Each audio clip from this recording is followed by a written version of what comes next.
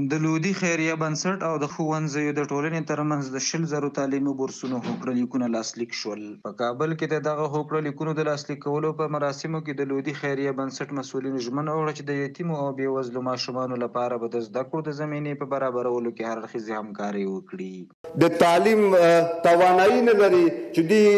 مکتبو کې زده کړې وکړي، دوی دغه زمینه سازي ورته وکړله، الله یې دې ورته قدر ورکړي. دوی چې دا کوم فکر د هېواد لپاره لري، د هېوادوالو لپاره لري، هغه قشر چې له تعلیم نه وروسته پاتې سوی ده او دوی دغسې یو دروند بار په خپلو اوږو باندې کېښوده، یعنې واقعا په داسې وخت کې دوی د خدمت لپاره ملا وتړله چې د دوی هغه مظلوم مشرانو ته یادول یې وکړله چې پلرونه یې شهیدان سوي دي یا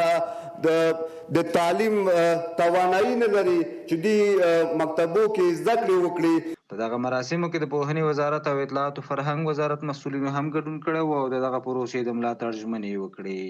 دا په ښوونه بوختي، دا د ما او تا بچیانو ته، د ما او تا اولادو ته، د ما او تا اقرباو ته، د ما او تا ګاونډیانو ته، د دې هېواد بچیانو ته هغه په تعلیم باندې بوخت دي تر څو هغوی معلمین وګرځوي. نو دا د موږ لپاره افتخار ده. نو بناءً له دغه اتحادیې د مکاتبو خصوصي و چې زیاته مننه کوم، تکرارا مننه کوم. دغه خیریه بنسټ چې د لودي په نامه باندې دی او مسؤل محترم حاجي صاحب هم دلته تشریف راوړي او نور ملګري همکاران ورسره شته، الله دې د دې سایه قبوله کړي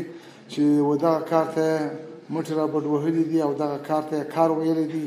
او کوشش یې کړی دی چې دغه غریبانو او دغه مساکینو او دغه مظلومانو لاسنیوی وکړي او دوی ته کومک ورسوي. نو دا یو ډېر نیک اقدام دی او یو ډېر د ستاینې وړ اقدام دی. انشاءالله العزیز لکه فاتح مولوي صاحب موږ ته ډېر ټینګ وویل چې تاسې به کومک کوئ، نو موږ انشاءالله تعهد کوو چې موږ به